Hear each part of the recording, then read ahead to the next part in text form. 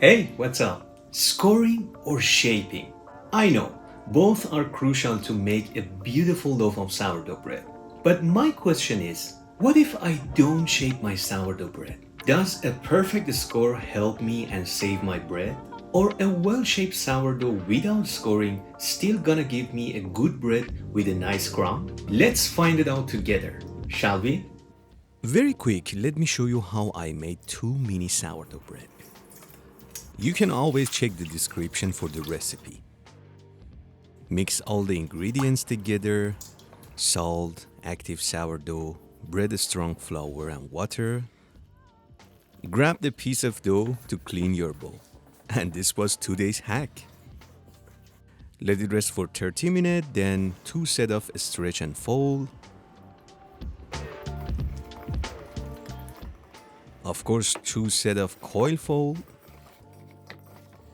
A total 2.5 hour dough development.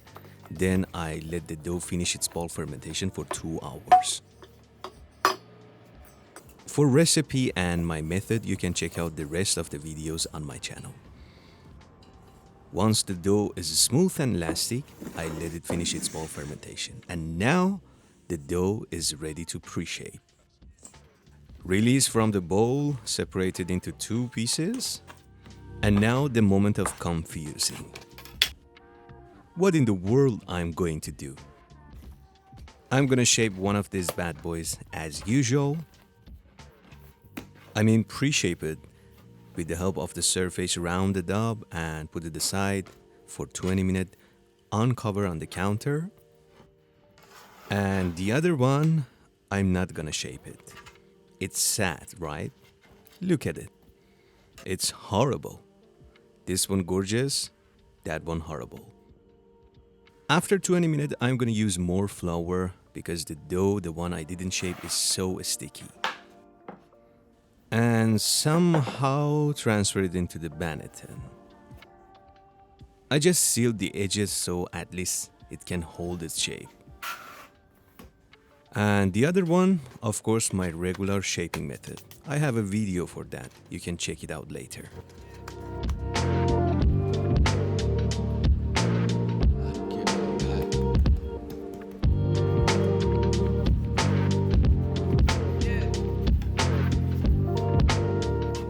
This one also into the Benetton. Let them rest on the counter, or you can transfer them into the fridge, up to you. I have no idea what I'm doing. I preheat my oven and I transfer my doughs into the fridge because the one I didn't shape was too loose. And I decided to transfer them into the fridge so they can hold their shape better before I'm gonna score them. And of course, I'm gonna score the one I didn't shape, and the other one I'm gonna bake without scoring. So let's back to the work. After they pass the poke test, like so, I transfer them on the baking paper. The one I shape, I didn't score, just few artworks. And the one I didn't shape, I make sure I give it one deep, confident score, and I even trimmed it. 20 minutes with steam at 230 and 20 minutes without steam at 210. And look at them. The big question is, how is the crumb? The one I shaped, not bad. And the scored one. Oh my god, I love it. And here are both crumbs.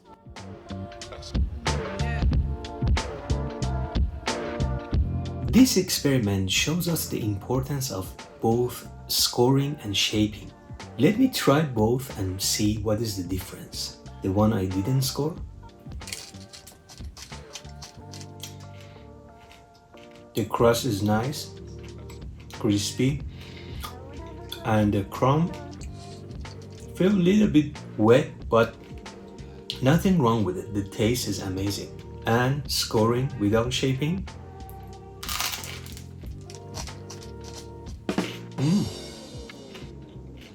I am with this one actually. Definitely tastier than the other one. And the crumb is lighter and airier. We have a winner. Alright, that was it. What I can say? Scoring over shaping? It would be better to say a nice score can help poor shaping. And if I want to be honest with you, the one I didn't score was slightly underbaked. What do you think about this experiment? Let me know in comment section. And if you like this video, you can like the video and subscribe my channel so you don't miss my next video. Like always, keep baking and take a good care of yourself.